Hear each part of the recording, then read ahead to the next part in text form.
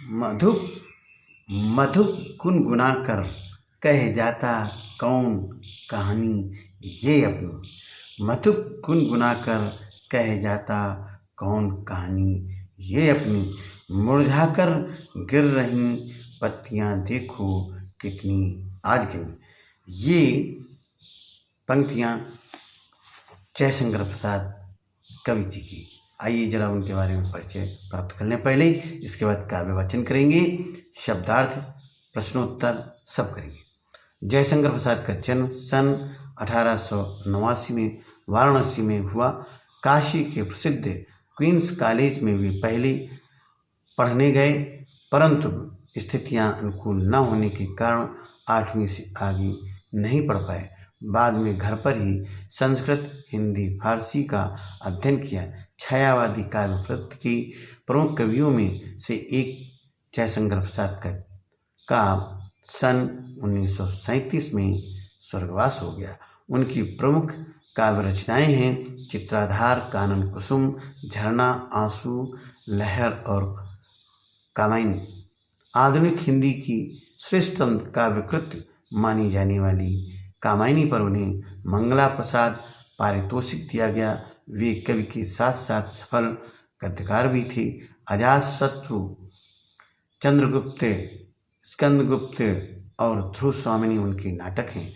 तो कंकाल, तितली और इरावती उपन्यास, आकाशदीप, आंधी और इंद्रजाल उनके कहानी संग्रह। प्रसाद का साहित्य जीवन की कोमलता, माधुर्य, शक्ति और ओज का साहित्य माना जाता है।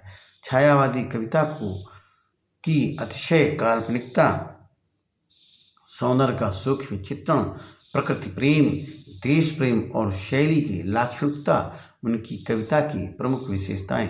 इतिहास और दर्शन में उनकी गहरी रुचि थी, जो उनके साहित्य में स्पष्ट दिखाई देती। यहाँ पर आपको बता दें, जो कविता है उसके बारे में बता दें। प्रेमचंद की संपादन में हंस पत्रिका के एक आत्मकथा विशेषांक निकलना तय हुआ था। प्रसाद जी के मित्रों ने आग्रह किया कि वे भी अपनी आत्मकथा लिखें। प्रसाद जी इससे सहमत न थे। इसी असहमति के तर्क से पैदा हुई है कविता आत्मकथ्य। ये कविता पहली बार 1932 में हंस के आत्मकथा विशेषांक में प्रकाशित हुई थी। छायावादी शैली में लिखी गई इस कविता में जयशंकर प्रसाद ने जीवन के यथार्थ एवं अभाव पक्ष की मार्मिक अभिव्यक्ति की है। छायावादी सूक्ष्मता के अनुरूप ही अपने मनोभावों को अभिव्यक्त करने के लिए जयशंकर प्रसाद ने ललित, सुंदर एवं नवीन शब्दों और बिंबों का प्रयोग किया है। इन्हीं शब्दों एवं बिंबों के सहारे उन्होंने बताया कि उनके जीवन की कथा एक सामान्य व्यक्ति के जीवन की कथा है। इसमें ऐसा कुछ भी नहीं है जिसे महान और रोचक मानकर लोग वाह वाह करेंगे। कुल मिलाकर इस कविता में एक तरफ कवि द्वारा यथार्थ की स्वीकृत है, तो दूसरी तरफ एक महान कवि की विनम्रता भी। तो जरा कविता देखिए। मधु गुनगुना कर कह जाता कौन कहानी ये अपनी। मुरझाकर गिर रही पत्तियां देखो कितनी आज गिनी। मुरझाकर गिर रही पत्तियां देखो कितनी आज गिनी। इस गंभीर अनंत नीलिमा में असंख्य जीवन इतिहास ये लोग करते ही रहते अपना व्यंग मलिन उपहास। तब भी कहते हो कह डालूं दुर्बलता अपनी बीती।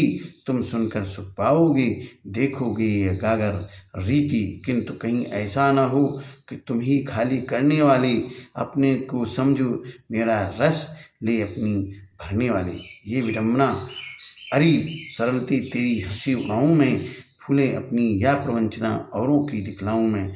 उज्ज्वल गाथा कैसे गाऊं मधुर चांदनी रातों की, अरे खिलखिला कर हंसते रोने वाली उन बातों की। कहाँ मिला कहाँ वह सुख जिसका मैं स्वप्न देख कर जाग गया। आलिंगन में आती आते मुस्क्या कर जो भाग गया।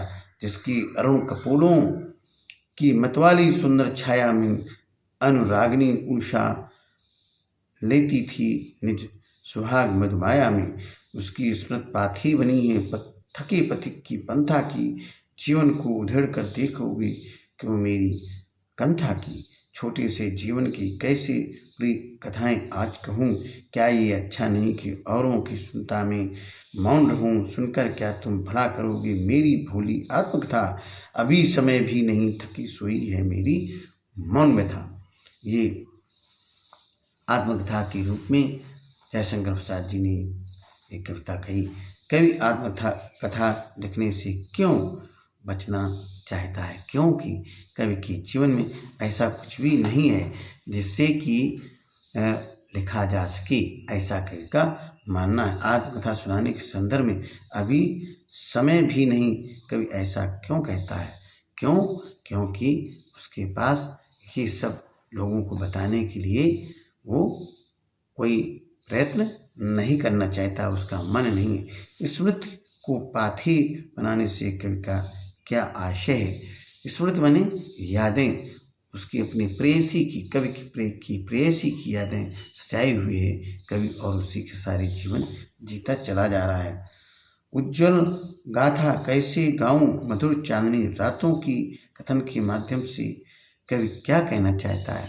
क्यों? जो कवि ने जो सुख पाया, उस सुख चला गया और उस सुख के बदले में दुख बाद में आ गया, तो वो उसको कैसे व्यक्त कर सकता है? इसलिए वो व्यक्त नहीं करना चाहता। भाव स्पष्ट कीजिए। मिला कहाँ वह सुख जिसका मैं स्वप्न देख कर जाग गया। आलिंगन में आती आती मुसक क्या कर जो भाग गया। जीवन में जो सुख आने ही वाला था, सपना देख रहा था कि सुख मिलने वाला है और उसमें सुख का भोग कर रहा था, लेकिन जैसे ही सपना टूटा वह समाप्त हो गया। जिसकी अरुण कपोलों की मत वाली सुंदर छाया में अनुरागिनी उषा लेती थी निज सुहाग मधुमाया में। अपनी प्रेयसी के बारे में कवि प्रकृति के बारे में कहना चाहता है कि उसकी जो लाल लाल गाल थी, प्रकृति में जो सजी हुई सजावट थी, वो कितनी सुंदर प्रतीत होती थी। अनुरागिनी उषा लेती थी, अनुरागिनी उषा लेती थी निज सुहाग मधुमाया में, है जिसकी अरुण कपोलों की मत वाली सुंदर छाया में अनुरागिनी उषा लेती थी निज सुहाग मधुमाया में। देखिए, कवि ने जो आत्मकथ्य कविता की काव्य भाषा की विशेषताएं उदाहरण सहित लिखिए। Activity number 1। एक्टिविटी नंबर 2, कवि ने जो सुख का स्वप्न देखा था उसे कविता में किस रूप में व्यक्त किया गया। एक्टिविटी नंबर 3, इस कविता के माध्यम से प्रसाद जी के व्यक्तित्व की जो झलक मिलती है उसे अपने शब्दों में लिखिए। आगे गतिविधि 4, आप किन व्यक्तियों की आत्मकथा पढ़ना चाहोगे और क्यों? आगे चलिए। किसी भी चर्चित व्यक्ति का अपनी निजता को सार्वजनिक करना या दूसरों का उनसे ऐसी अपेक्षा करना सही है? इस विषय के पक्ष विपक्ष में कक्षा में चर्चा कीजिए। आइए अब आगे पढ़ते हैं इसी से संबंधित। देखिए, एक आत्मकथ्य का एक अनुरूप भी देखें। मैं वो खंडहर का भाग लिए फिरता हूँ, मैं रोया इसको तुम कहते हो गाना, मैं फूट पड़ा तुम कहते छंद बनाना। क्यों कभी कहकर संसार मुझे अपनाए, मैं दुनिया का हूँ एक नया दीवाना। मैं दीवानों का वेश लिए फिरता हूँ, मैं मादकता निःशेष लिए फिरता हूँ। जिसको सुनकर जग झूम झुके लहराए, मैं मस्ती का संदेश लिए फिरता हूँ। कवि बच्चन की आत्म परिचय कविता का अंश है। जय जय जय जय सिया राम, जय जय Radhe Shyam. Being with me, thank you very much being with me.